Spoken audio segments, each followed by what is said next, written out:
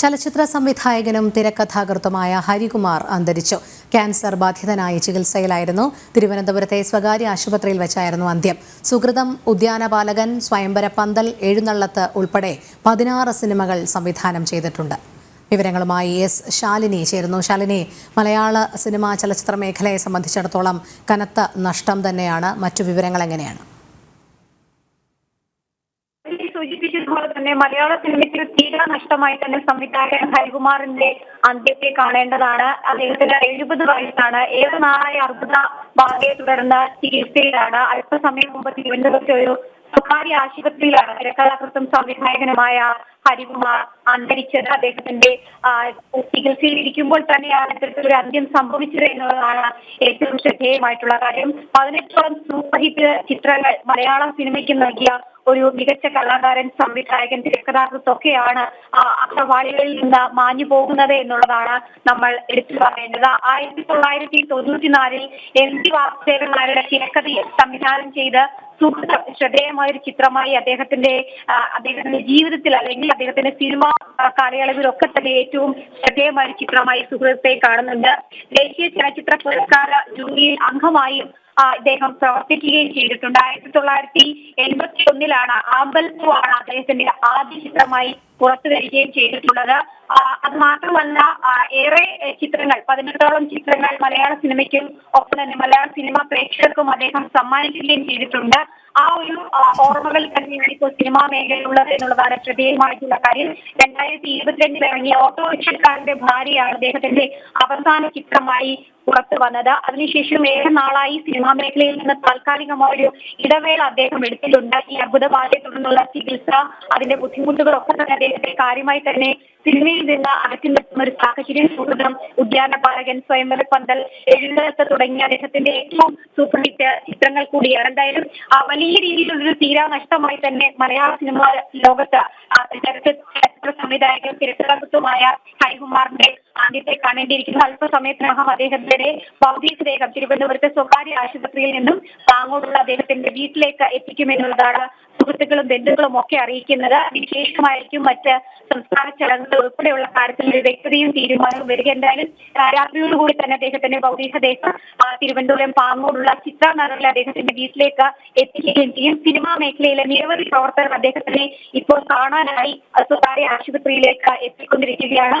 Cinema ലോകം ഒന്നടങ്കം ഒരു ഞെട്ടയിൽ തന്നെയാണ്. കാരണം ഏറെ സിനിമകൾ മലയാള പ്രേക്ഷകർക്കായി സമ്മാനിച്ച ഒരു തിരക്കഥാകൃത്ത്, ഒപ്പം തന്നെ സംവിധായകൻ, അതിലുപരി വരികളെ ഏറ്റവും കൂടുതൽ ഇഷ്ടപ്പെട്ട ഒരു തിരക്കഥാകൃത്ത് കൂടിയായിരുന്നു അദ്ദേഹം എന്നുള്ളത് എടുത്തു പറയേണ്ട ഒരു കാര്യമാണ്. ദേശീയ പുരസ്കാരം ഉൾപ്പെടെ നിരവധി തവണ അദ്ദേഹത്തിന് നേടിയെടുക്കാൻ സാധിച്ചിട്ടും സുഹൃതം എന്ന മലയാള ചിത്രത്തിനായി അദ്ദേഹത്തിന് ദേശീയ പുരസ്കാരം ലഭിക്കുന്ന ഒരു സാഹചര്യം കൂടി ഉണ്ടായിരുന്നു. എന്തായാലും ആ ഓർമ്മകളൊക്കെ അവസാനിപ്പിച്ച് മലയാള സിനിമയിൽ നിന്നും അദ്ദേഹം മാറുകയാണ്. പക്ഷെ നമ്മൾ പലപ്പോഴും പറയാറുണ്ട്, ഒരു ക്ഷണിക്കപ്പെടാത്ത അതിഥിയായി സിനിമാ മേഖലയിലെ അന്ത്യം സംഭവിക്കുമ്പോൾ അത്തരത്തിൽ അതിന്റെ ഒരു ഭാഗമായി ഏറ്റവും ഒടുവിലെ ഒരു മരണമായി അല്ലെങ്കിൽ ഒരു അന്ത്യമായി അദ്ദേഹത്തിന്റെ മരണം സംഭവിച്ചിരിക്കുന്നു എന്നുള്ളതാണ്. എന്തായാലും മലയാള സിനിമയ്ക്ക് തീരാൻ നഷ്ടം തന്നെയാണ് അദ്ദേഹത്തിന്റെ വിയോഗം എന്നുള്ളതാണ്.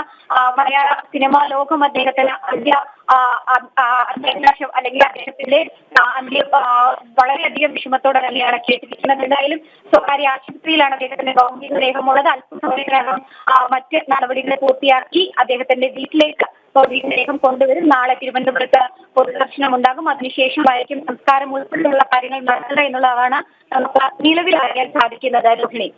അതെ, തീർച്ചയായും ശാലിനി സൂചിപ്പിച്ചതുപോലെ തന്നെ മലയാള ചലച്ചിത്ര മേഖലയ്ക്ക് ഒരു കനത്ത നഷ്ടം തന്നെയാണ്. നമുക്കറിയാം സുഹൃതം എത്രത്തോളം ശ്രദ്ധേയമായ ഒരു സിനിമ തന്നെയായിരുന്നു എന്നുള്ളത്. 1994 മികച്ച മലയാള ചിത്രത്തിനുള്ള ദേശീയ ചലച്ചിത്ര പുരസ്കാരം അത് കരസ്ഥമാക്കിയിട്ടുണ്ട്. അത് മാത്രമല്ല, മമ്മൂട്ടിക്ക് കേരള സംസ്ഥാന ചലച്ചിത്ര പുരസ്കാരം മികച്ച നടന് നൽകിയ ഒരു ചിത്രം കൂടിയായിരുന്നു സുഹൃതം. എന്തായാലും ഒരു മഹാപ്രതിഭയെ തന്നെയാണ് നഷ്ടപ്പെട്ടിരിക്കുന്നത്.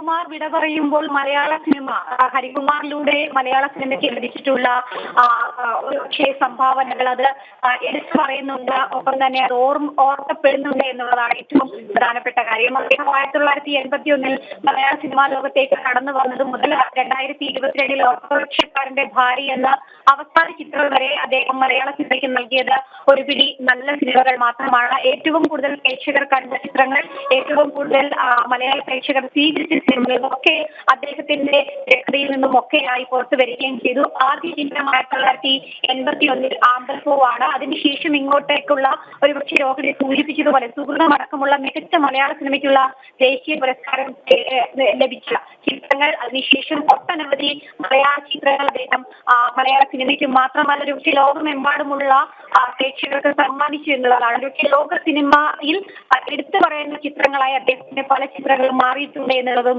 ശ്രദ്ധേയമായിട്ടുള്ള കാര്യം. എന്താണ് പറയേണ്ടത്? എന്തായാലും സുഹൃത്തുക്കളുടെ പിന്നാലെ എഴുന്നള്ളത്ത്, സ്നേഹപൂർവ്വം, ലീര തുടങ്ങി നിരവധി ചിത്രങ്ങളാണ് അദ്ദേഹം മലയാളത്തിലായി സമ്മാനിച്ചത്. ഉദ്യാനപാലകൻ, ക്ലിന്റ് തുടങ്ങിയ ഒട്ടേറെ ചിത്രങ്ങൾ അദ്ദേഹത്തിന്റെ സ്വന്തം സംഭാവനകളായി മലയാള സിനിമാ ലോകത്തുണ്ട് എന്നുള്ളതാണ്. എന്തായാലും അതൊക്കെ ബാക്കി വെച്ച് ആ ഓർമ്മകൾ ബാക്കി വെച്ചാണ് അദ്ദേഹം വിട ചൊല്ലിയിരിക്കുന്നത്. എന്തായാലും തിരുവനന്തപുരത്തെ സ്വകാര്യ ആശുപത്രിയിലേക്ക് അദ്ദേഹത്തിനെ കാണാൻ സഹപ്രവർത്തകർ, രാഷ്ട്രീയ മേഖലയിലെ പ്രവർത്തകർ, ഒപ്പം തന്നെ അദ്ദേഹത്തിന്റെ ബന്ധുക്കൾ ഉൾപ്പെടെയുള്ളവർ ഓടിയെത്തിക്കൊണ്ടിരിക്കുകയാണ്. എന്തായാലും അർബുദബാധയെ തുടർന്ന് ഏറെ നാളെ അദ്ദേഹം ചികിത്സയിലായിരുന്നു. അപ്പോഴൊക്കെ സിനിമ മാത്രമായിരുന്നു അദ്ദേഹം സംസാരിച്ചത്. സിനിമയിലൂടെ മാത്രമാണ് അദ്ദേഹം മലയാളി പ്രേക്ഷകരുമായി സംവദിച്ചത് എന്നുള്ളതാണ് ഏറ്റവും ശ്രദ്ധേയമായിട്ടുള്ള കാര്യം. ഏതായാലും ആ സംവാദങ്ങൾ പൂർത്തിയാക്കി ഒരുപക്ഷെ തിരിച്ചു വരാത്തൊരു ലോകത്തേക്ക് അദ്ദേഹം മടങ്ങുമ്പോഴും ഒരുപിടി നല്ല സിനിമകൾ മലയാളി പ്രേക്ഷകർക്ക് സമ്മാനിച്ചാണ് ഹരികുമാറിന്റെ അന്ത്യം. ഒപ്പം തന്നെ എന്തായാലും നാളെ ഉച്ചയോടുകൂടി അല്ലെങ്കിൽ നാളെ രാവിലെയോടുകൂടി അദ്ദേഹത്തിന്റെ പൊതുദർശനവും പിന്നീട് സംസ്കാര ചടങ്ങുകളും ഉണ്ടാകുമെന്നുള്ളതാണ് നമ്മൾ പ്രതീക്ഷിക്കുന്നത്. എന്തായാലും ഔദ്യോഗികമായ ഒരു സ്ഥിരീകരണം